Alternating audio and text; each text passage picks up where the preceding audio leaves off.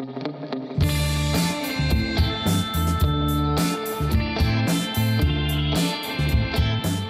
áfram höldum við með föstudagsþáttinn. Lið Menntaskólans á Akureyri kom, sá og sigraði í Leiktu betur, spunakeppni framhaldsskólana og hluti af liðinu komin til mín hérna í settið. Velkomin. Takk fyrir. Til hamingju með sigurinn. Já, takk fyrir það. Takk. Þið voru að segja mér hérna fram að þið voru nú búin að æfa ykkur töluvert. Vil ég að segja mér hvernig maður æfir sig fyrir svona spunakeppni? Já, við Ragnhildur höfum mikla reynslu í þessu og við kepptum líka í fyrra. Já. Og fórum þá líka á spunanámskeið og ég sjálf keppti líka 2015 og fór líka á spunanámskeið þá.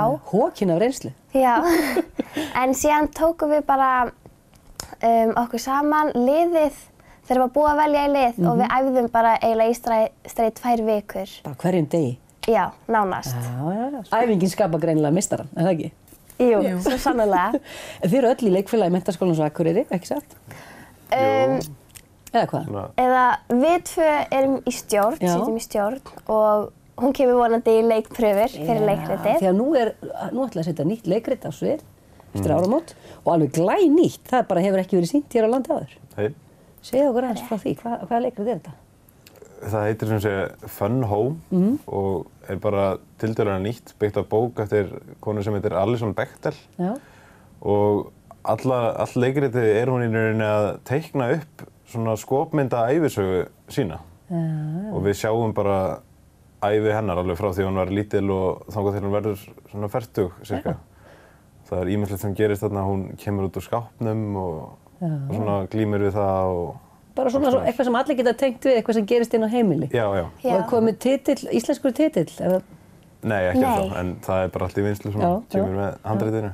Já. Og hver ætlar að leikstýra þessu? Hún heitir Anna Gunndís Guðmundsdóttir. Já.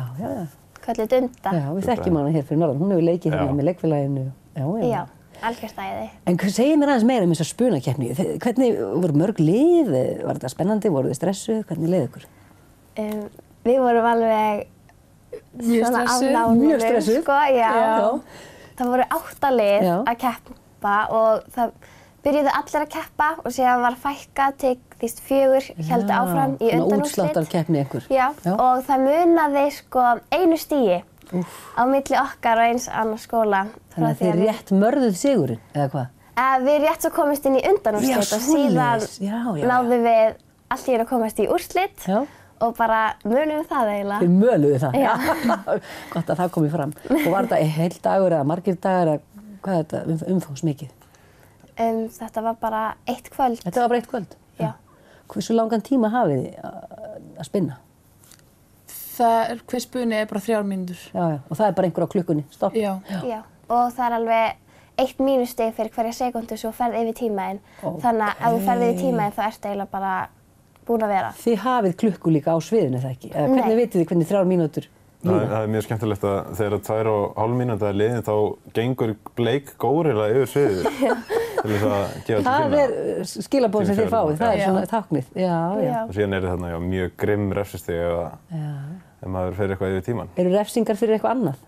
Að blóta. Má ekki blóta? Nei. Þá er sett, þetta er rauninni þannig að ef eitthvað blótar þá á salurinn að púa á manneskuna og þá fer bara refsiverðurinn inn og setur fötu á hausinn og hún þarf að vera í 30 sekúndur og hann má ekki hreyfa sig eða taka þátt í spunanum. Þannig að það er alls konar reglur í þessu? Já, síðan út af því að ég var liðsstjórinn þannig að ég fór alltaf og bað salinn nokkur orð, útskýri spunan og stíli sem við ætlum að taka spunan í og þá byggjum við bara einhver random orð eins og eitthvað sem finnur í ísskáp eða lit eða þjóðerni og byggjum vanalega 3 orð og við þurfum að nota þau í spunanum og ef við notum þau ekki þá fáum við mínus fyrir tæknina. Það er mörg að hyggja. Já. En stílarnir, hvernig eru þeir? Eru þeir eitthvað fyrirfram ákveðnir eða er það alveg frjálst? Hvernig virkar stílarnir? Sko stílar eru þannig að þetta er bara svona einhvern veginn svona létt uppskrift á því hvernig spunin á að vera. Söngleikjastíl, drama, er það eitthvað svoleiðis? Já. Ok. Við tókum barnaleikrit og þáttastíl til dæmis þar sem að ég og Ragnhildur erum svona, ég veit ekki, svona barnaþáttastjórnendurnir og þannig að við erum rosa mikið að tala við salinn og þá voru Eiríkur og Freyr sem voru með okkur. Þá voru þeir svona vondi kallinn og góði kallinn. Já. Og svo dómnefnd, vitið þið hverjir voru í dómnefndinni? Það var dómnefnd. Já. Einhverjir frægir? Já. En þið þurfið ekki að muni ekki nefni þá? Ég man ekki nefni. Nei. En voru þetta leikarar? Já, voru einhver sem var í Improv Ísland. Tvö af þeim voru úr Improv Ísland, spunahófnum. Hafið þið séð þá svolítið? Já. Ég hef aldrei séð það. Nei, ok. Það mjög skemmtilegt. Mér langar mjög mikið að fara. Mjög skemmtilegt þar. Stefnið þið á leiklist í framtíðinni? Það ókveðið bara. Ókveðið, allt opið.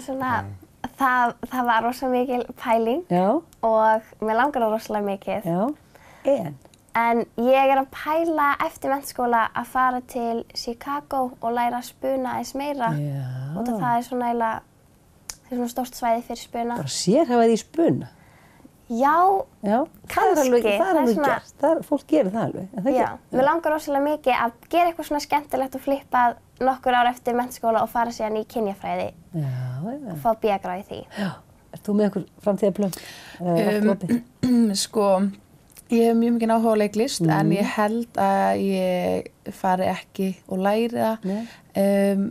En mér langar að fara að læra sálfræði. Og svo kannski að taka þátt í einhverjum svona leikritum eins og kannski í Freyvangi eða eitthvað. Já, því að það er svo víða hægt að taka þátt þó maður sé ekki menntaður leikari. Einmitt. Ert þú með einhver plön? Nei, mín er alveg óskrifað blað þetta. Opið, galopið. Það gæti alveg verið að ég taki einhver þátt í svona áhuga uppsendingum. Ég veit ekkert meira. Það kemur bara í ljós. Ég þakka ykkur kærlega fyrir komuna, Stefanía, Ragnhildur og Gísli. Skiljið kveðið til hinna í liðinu og bara takk fyrir að koma. Takk fyrir. Takk fyrir okkur.